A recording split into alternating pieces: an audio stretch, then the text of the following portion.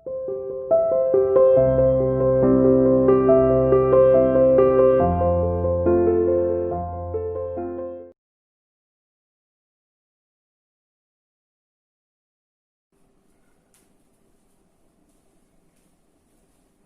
Student, welcome to CR international online classes. बेटा आज हम कक्षा 9 का हिंदी विषय का लेसन नंबर 3 रीढ़ की हड्डी जो कि कृतिका से किया गया है उसको पढ़ेंगे। हमारा क्षितिज का सिलेबस कंप्लीट हो चुका है। उसमें से मैं आपको बता चुकी हूँ कि हमारा कितना सिलेबस हमने पढ़ना है, कितना इस साल हटा दिया गया है, तो वो मैंने इससे पहले वाली वीडियो में आपको बता दिया है कि कौन कौन से लेसन हटा दिए गए हैं। ठीक है, और मैंने बोर्ड पे लिखा हुआ भी था, आप उसको देख लेना भी कौन कौन से लेसन हटे हैं। अब इस रीढ़ की हड्डी जिसके लेखक है जगदीश चंद्र माथुर, ठीक है, इसमें इस कहानी में 5 पात्र हैं। पात्र कौन कौन है? एक तो है राम स्वरूप, दूसरा गोपाल प्रसाद, तीसरा उमा और शंकर, प्रेमा, रतन। ये हैं कौन कौन? राम स्वरूप, ये उमा राम स्वरूप की बेटी है, ठीक है, और शंकर गोपाल प्रसाद का बेटा है, प्रेमा रामस्वरूप की पत्नी है और ये शंकर इनका नौकर है। किसका? रामस्वरूप का। इस कहानी में लेखक ने बताया इस समय जब लड़कियों की शिक्षा को उचित नहीं समझा जाता था, यानी लड़कियों को थोड़ा बहुत पढ़ाना लिखाना चाहिए। अधिक पढ़ी लिखी लड़कियां, इनका मानना था कि अधिक पढ़ी लिखी लड़कियां घर गृहस्थी नहीं संभाल पाती, इसलिए लड़की को कम से कम पढ़ाना चाहिए। लेकिन रामस्वरूप ने अपनी बेटी उमा को उच्च शिक्षा दिलवाई, यानी एमए तक पढ़ाया। फिर आई उसके रिश्ते की बात। जब रामस्वरूप अपनी बेटी का रिश्ता करने के लिए गए, किसके साथ? गोपाल प्रसाद के बेटे शंकर के साथ, जो वकालत कर रहा था, ठीक है। तो गोपाल प्रसाद का मानना था कि मुझे तो केवल 10 पढ़ी लिखी लड़की चाहिए जो घर गृहस्थी का काम संभाल ले। गोपाल प्रसाद का मानना था कि लड़की को घर के कामकाज में निपुण होना चाहिए। पढ़ाई लिखाई तो जो ज्यादा पढ़ी लिखी होती है वो घर गृहस्थी को अच्छी तरह से नहीं संभाल पाती, इसलिए रामस्वरूप ने अपनी बेटी की उच्च शिक्षा को छिपाया। ठीक है, अब आइए बेटा अपने पाठ पर। यानी पाठ में लेखक ने हमें क्या समझाने का प्रयास किया है? लेखक ने ये समझाने का प्रयास किया है कि स्त्री शिक्षा अनिवार्य होनी चाहिए। जिस प्रकार से शरीर में रीढ़ की हड्डी का महत्वपूर्ण स्थान होता है, उसी प्रकार से पढ़ाई शिक्षा यानी ये हमारे समाज के लिए अनिवार्य है। और उस शिक्षा में भी स्त्री शिक्षा सबसे अधिक महत्वपूर्ण है। अगर महिलाएं शिक्षित नहीं होंगी तो हमारा समाज उन्नति नहीं कर पाएगा, विकास नहीं कर पाएगा। इसलिए लेखक ने सारी बातें इसलिए बताई है कि महिलाओं की शिक्षा को अनिवार्य कर देना चाहिए। ठीक है, अब आइए अपने पाठ पर। रीढ़ की हड्डी, मामूली तरह से सजा हुआ एक कमरा, मामूली यानी थोड़ा सा सजा हुआ एक कमरा, अंदर के दरवाजे से आते हुए जिन महाशय, महाशय का मतलब होता है व्यक्ति, सज्जन की पीठ नजर आ रही है, वे अधेड़ उम्र के मालूम होते हैं। अधेड़ उम्र होती है 50 साल से ऊपर के। एक तख्त को पकड़े हुए पीछे की ओर चलते चलते कमरे में आते हैं। तख्त का दूसरा सिरा उनके नौकर ने पकड़ रखा है, यानी एक साइड से उन्होंने स्वयं पकड़ा हुआ है और दूसरे साइड से नौकर ने पकड़ा हुआ है और अंदर आ रहे हैं। बाबू अबे धीरे धीरे चल, अब तख्त को उधर मोड़ दे। यानी साहब कहते हैं नौकर से कि पकड़कर धीरे चल और उधर मोड़ दे। बस बस नौकर, बिछा दू साहब। बाबू जरा तेज आवाज में, यानी गुस्से में। और क्या करेगा, परमात्मा के यहाँ अकल बट रही थी तो तू देर से पहुंचा था क्या?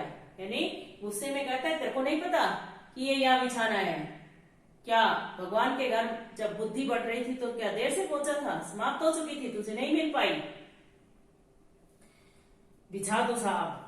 और यह पसीना किस लिए बहाया? यानी इतनी मेहनत, पसीना बहाना मेहनत करना, यानी और ये इतनी मेहनत किस लिए की है? भाई यहाँ डालने के लिए तो मेहनत की है। नौकर तख्त बिछाता है, ही और फिर हंसता है। फिर बाबू कहते हैं हंसता क्यों है? अबे हमने भी जवानी में कसरतें की हैं, कलशों से नहाता था लोटों की तरह। यानी हम कलशों से, कलश होते हैं घड़े, और जब हम जवान थे तब हमारे अंदर भी इतनी ताकत थी कि हम एक कलश को उठाकर लोटे की तरह उठा लेते थे और उनसे नहाते थे। यानी इतने ताकतवर थे हम। उसे सीधा कर यूं, हाँ बस सुन, बहूजी से दरी मांग ला और इसके ऊपर बिछाने के लिए एक चादर भी, जो कल धोबी के यहाँ से आई है। यानी साहब ने कहा तो ये है कि धोबी के यहाँ से धुल के आई है, उनमें से एक चादर ले आना। और नौकर को सुनाई दिया कि धोती।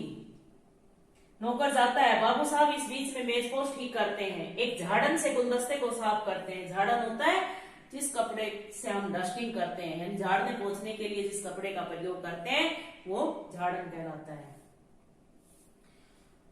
सहसा घर के मालकिन प्रेमा आती है, गंदों में रंग छोटा कद, चेहरे और आवाज से जाहिर होता है किसी काम में बहुत व्यस्त है। उनके पीछे पीछे भीगी बिल्ली की तरह डरा हुआ चुपचाप दबे पांव आ रहा है नौकर खाली हाथ। यानी जो दरी चादर मंगवाई थी वो तो लाया नहीं, खाली हाथ उनके पीछे पीछे चला आ रहा है।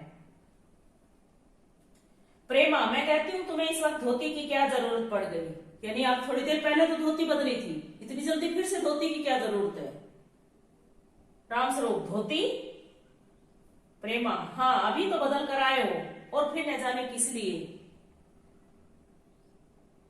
राम स्वरूप, लेकिन तुमसे धोती मांगी किसने? वो कहता है कि तुमसे धोती मांगी किसने है?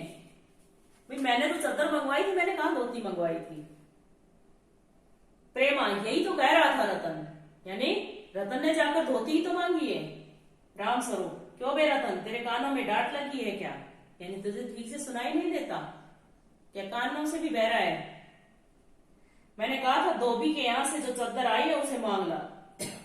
अब तेरे लिए दूसरा दिमाग कहां से लाऊं? उल्लू कहीं का। यानी नौकर को धमकाते हैं।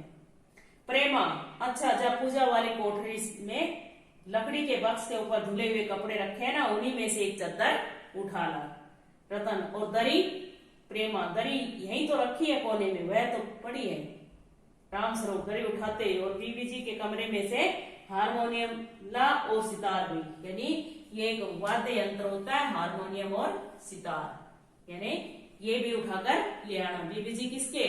उमा के कमरे से। ये उमा को बजाने आते हैं तो इसलिए उमा के कमरे से ये भी लेते आना।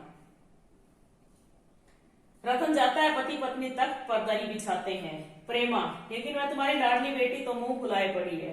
तो प्रेमा कहती है कि उमा तो नाराज हो, मुंह फुलाना नाराज होना, कि वो तो नाराज हो रही है। राम स्वरूप, मुंह फुलाए, और तुम उसकी माँ किस मर्ज की दवा हो? मर्ज होता है रोग, बीमारी, ठीक है, और दवा इलाज। जैसे तैसे करके वे लोग पकड़ में आए। पकड़ में आना, काबू में आना, यानी बड़ी मुश्किल से तो उन्होंने हाँ भरी है, और वो भी किस लिए? कि उन्होंने शिक्षा छिपाई है, तब उन्होंने हाँ की है। किसके लिए? रिश्ते के लिए। और वो अब हाथ से निकल गया तो फिर मुझे मत कहना। प्रेमा, तो मैं ही क्या करूं, सारे जतन करके तो हार गई। तुम्ही ने तो उसे पढ़ा लिखा कर इतना सिर चढ़ा रखा है। सिर चढ़ाना, बढ़ावा देना, यानी तुमने ही तो इतना सिर पर चढ़ा रखा है उसे। तुम्हारे लाड प्यार ने तो उसे बिगाड़ रखा है, इतना पढ़ाया लिखाया। अब मैं क्या कर सकती हूँ इसमें? एक हमारा जमाना था कि हमने ए आई सीख ली और बहुत अधिक किया तो स्त्री सुबोधनी पढ़ ली, वो एक पत्रिका होती है, ठीक है, और उसी से हम अच्छी अच्छी बातें सीख लेते थे। उसमें ऐसी ऐसी बातें लिखी थी जो आपकी बीए एमए की पढ़ाई में भी नहीं होती होंगी। और आजकल के तो लक्षण ही अनोखे हैं, लक्षण होते हैं लक्षण, ठीक है। अब रामस्वरूप क्या कहता है कि ग्रामोफोन होता है, एक बजाने का यंत्र होता है जो हमेशा एक बार बजाना शुरू किया तो बजता ही रहेगा। और कहता है वो मजाक करता है। वो भी दो प्रकार के होते हैं, एक तो जो मनुष्य बनाता है, दूसरा ईश्वर का बनाया हुआ होता है। जो मनुष्य ने बनाया, जैसे मान लो अपना रेडियो है, टीवी है, उसको हम ऑन करेंगे तो वो चलेगा, जब हम उसको बंद कर देंगे तो बंद हो जाएगा। लेकिन जो ईश्वर का बनाया हुआ है, कौन? हम इंसान, अगर एक बार शुरू हो गए तो बंद होने का नाम नहीं लेते, ठीक है। वो उमा की माँ से कह रहे हैं, यानी प्रेमा से कह रहे हैं, प्रेमा हटो भी, तुम्हें ठिठोली ही सूझती है। ठिठोली होता है, ठठोली मजाक, तुम्हें ठठोली ही सूझती रहती है कि हर वक्त तुम मजाक के मूड में ही रहते हो।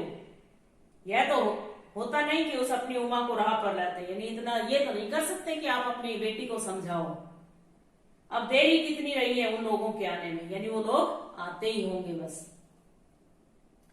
रामस्वरूप तो हुआ क्या? प्रेमा तुम्ही ने कहा था कि जरा ठीक ठाक करके नीचे लाना, यानी लड़की को देखने के लिए लड़के वाले आ रहे हैं तो थोड़ा सा ठीक ठाक करके नीचे लाना।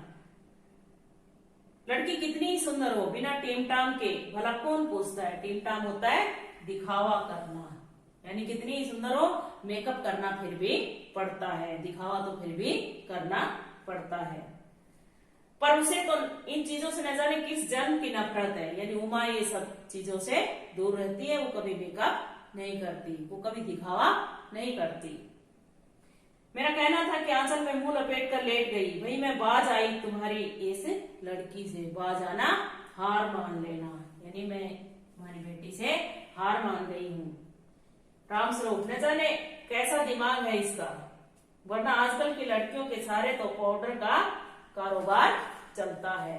इन्हें आजकल की लड़कियां तो ऐसी हैं कि उनके सारे पाउडर का कारोबार चलता है, ठीक है। प्रेमा अरे मैंने तो पहले ही कहा था एंट्रेंस ही पास करा देते, यानी 10वीं पढ़ा देते, मैं तो पहले ही कहा था फिर 10वीं पढ़ा दो, ठीक है। लड़की अपने हाथ रहती और इतनी परेशानी न उठानी पड़ती, पर तुमने तो मेरा कहना माना नहीं। रामस्वरूप बात काट कर चुप चुप दरवाजे में झांकते हुए, तुम्हें कतई अपनी जबान पर काबू नहीं है। कल ही यह बता दिया था कि उन सब लोगों के सामने जिक्र और ढंग से होगा, मगर तुम तो अभी से सब कुछ उगले देती हो। यानी तुम्हें कल समझाया था कि उनके सामने ये जाहिर नहीं होने देना है कि उमा इतनी पढ़ी लिखी है, लेकिन तुम तो अभी से शुरू हो गई, उनके आने तक तो न जाने क्या हाल करोगे, ठीक है। प्रेमा अच्छा बाबा मैं बोलूंगी, जैसी तुम्हारी मर्जी हो करना, बस मुझे मेरा काम बता दो, यानी मैं अब और नहीं बोलूंगी, जैसी मर्जी वैसा तुम करना, मुझे तो मेरा काम बता दो, मैं तो अपना काम कर लूंगी, ठीक है। आज के लिए इतना ही बहुत बेटा, इतने ही लेसन को ध्यान से पढ़ना। लेसन को जब तक ध्यान से नहीं पढ़ोगे आपकी समझ में नहीं आएगा। इन बिटवीन क्वेश्चन के आंसर आप तभी दे पाओगे जब आप पाठ को ध्यान से पढ़ोगे, ठीक है। और जो अभ्यास के प्रश्न उत्तर होंगे वो मैं आपको लिखवा दूंगी, वो अपनी फेयर कॉपी में लिख लेना और उनको याद कर लेना। आज के लिए इतना ही, धन्यवाद।